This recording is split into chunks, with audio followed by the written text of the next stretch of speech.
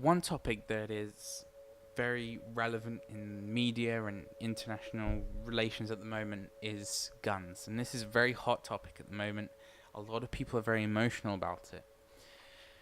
And so we're going to be discussing it. I see everybody, a lot of the people who defend guns, saying about the Second Amendment, how it is un-American to change it. But this is the thing.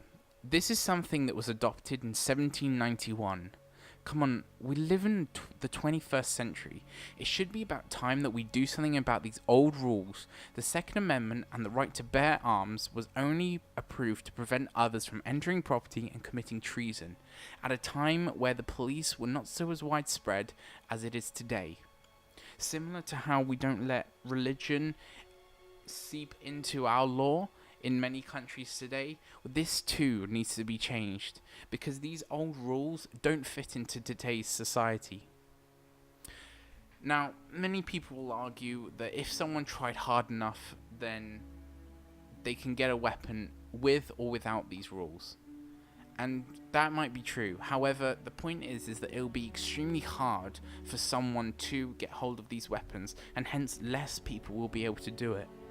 Instead of children, being able to take these parents' rifles and going into schools, there'll be, extremely hard ways to get them, whether through illegal activity or the black market.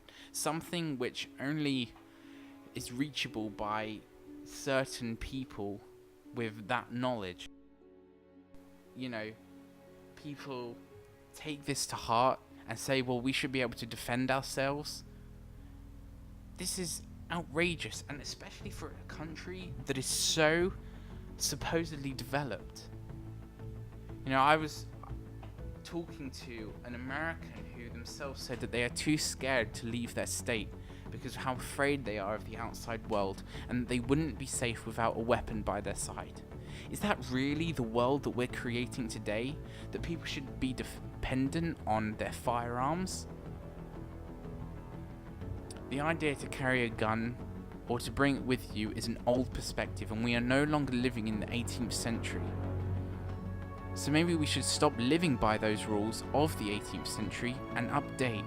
It's not un-American or, going against the Constitution. It's updating it.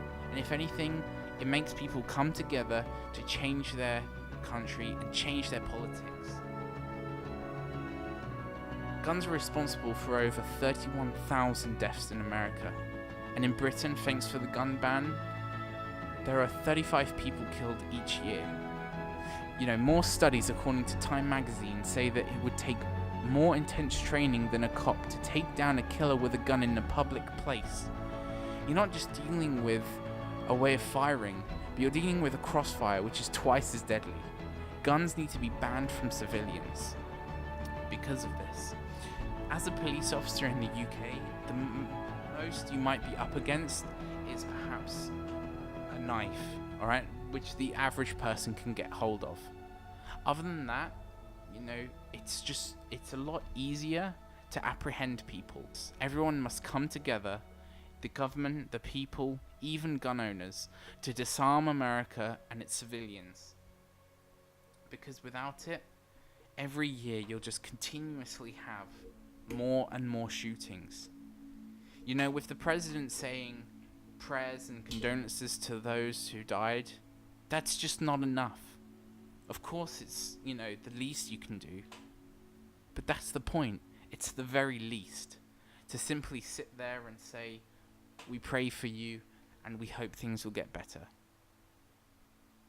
However, the point is that things probably won't get better anytime soon. The main funder of President Trump's campaign was a gun manufacturer.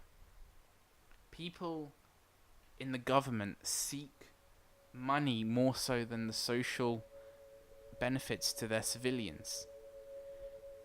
What's a few hundred lives worth each year if they're getting millions in their own banks? But you see, this has come to a point where money should be put aside for the good of the people. Ban guns. save each other, reduce this fear.